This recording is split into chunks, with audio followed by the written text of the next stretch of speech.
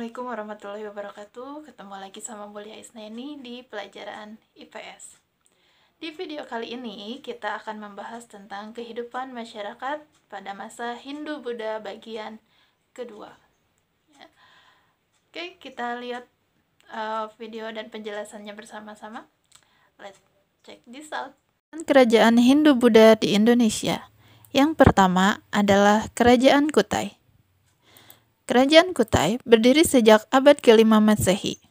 Terletak di Muara Kaman, Kalimantan Timur, hulu Sungai Mahakam. Informasi sejarah Kerajaan Kutai terdapat pada Yupa. Yupa adalah tugu batu yang berfungsi sebagai tugu peringatan. Yupa dikeluarkan pada masa pemerintahan Raja Mulawarman. Yupa ditulis menggunakan huruf Pallawa dan bahasa Sangsekerta. 7 yupa pada Kerajaan Kutai berisi tentang raja yang pernah memerintah Kerajaan Kutai. Yang pertama adalah Raja Kudungga, yang kedua Raja Aswawarman, dan yang ketiga Raja Mulawarman. Raja yang pertama, dilihat dari namanya, itu adalah nama dari penduduk asli Nusantara. Tetapi, anaknya yang bernama Aswawarman dan Mulawarman sudah dipengaruhi oleh kebudayaan Hindu dan Buddha. Dalam Yupa, di sini Mulawarman pernah memberikan sedekah sebanyak 20.000 ekor sapi kepada para Brahmana. Kegiatan ekonomi Kerajaan Kutai yang pertama ada peternakan. Dilihat dari bukti sejarah yaitu Yupa berisikan tentang informasi bahwa Mulawarman telah memberikan sedekah 20.000 ekor sapi kepada para Brahmana, menandakan bahwa Kerajaan Kutai masyarakatnya melakukan kegiatan peternakan. Yang kedua adalah pertanian. Karena letak wilayahnya yang berada di muara sungai, artinya daerah tersebut sangat subur dan dimanfaatkan oleh masyarakat ketika itu untuk mengolah pertanian. Yang ketiga adalah perdagangan.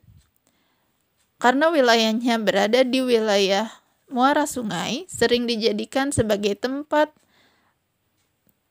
orang-orang singgah untuk berdagang, maka masyarakat di wilayah tersebut melakukan kegiatan perdagangan. Berikutnya adalah Kerajaan Tarumanagara. Kerajaan yang berdiri sejak abad ke-5 Masehi terletak di Pulau Jawa, tepatnya di Jawa Barat. Kerajaan Tarumanagara merupakan kerajaan yang bercorak Hindu beraliran Wisnu.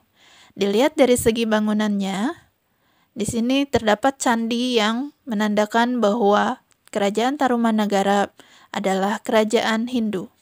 Tetapi untuk masyarakatnya ada yang memeluk agama Buddha dan juga kepercayaan animisme. Sumber sejarah Kerajaan Tarumanagara terdapat pada prasasti. Prasasti adalah sebuah batu yang di dalamnya terdapat sebuah tulisan atau informasi dengan menggunakan huruf Pallawa dan bahasa Sangsekerta.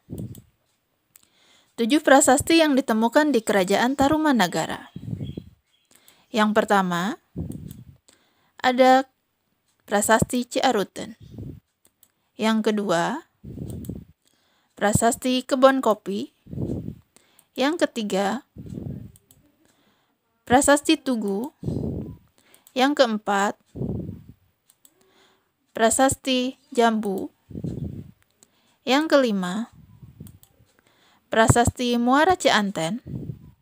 Yang keenam, Prasasti Cidanghiang. Yang ketujuh, Prasasti Pasir Awi. Selain prasasti, informasi juga didapat dari catatan seorang musafir Cina yang bernama Fahian, yaitu ada informasi tentang kegiatan ekonomi. Kegiatan ekonomi Kerajaan Tarumanagara yaitu bertani, karena wilayahnya dekat dengan muara sungai.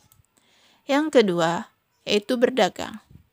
Karena wilayahnya di Jawa Barat dekat dengan Laut Jawa, sering dijadikan sebagai daerah persinggahan para pedagang India maupun pedagang Cina, sehingga masyarakatnya pun ikut berdagang. Nah, barang yang diperdagangkan diantaranya ada cula badak, kulit penyu, dan juga perak.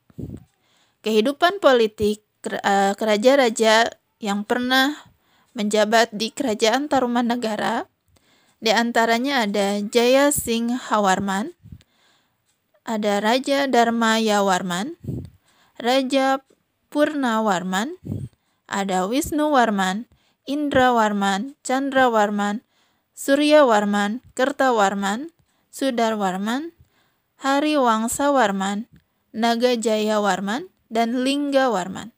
Tetapi yang terkenal adalah Raja Purnawarman. Dan terdapat pada prasasti Ciaruten bahwa Raja Purnawarman adalah raja yang sangat gagah. Kerajaan berikutnya yaitu Kerajaan Sriwijaya. Kerajaan yang berdiri sejak abad ke-7 Masehi, terletak di wilayah Semenanjung Malaya, Sumatera, dan sebagian Pulau Jawa.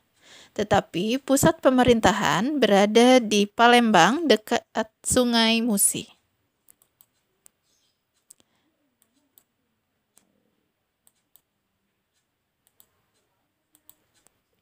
Sumber sejarah diperoleh dari sebuah prasasti.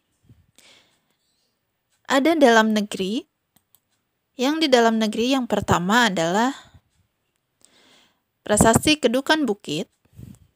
Yang kedua, prasasti Talang Tuo. Yang ketiga, prasasti Telaga Batu.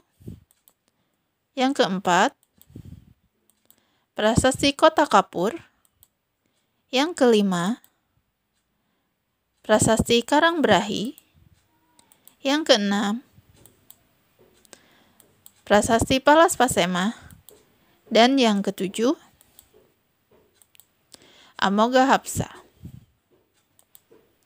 Adapun prasasti yang diperoleh dari luar negeri, yang pertama,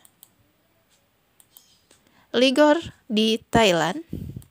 Yang kedua, prasasti Nalanda di India.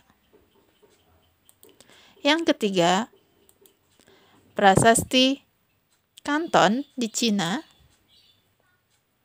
Yang keempat, prasasti Grahi ditemukan di Chaya, Thailand. Sumber sejarah lain diperoleh dari seorang pendeta Cina yang bernama Itzing.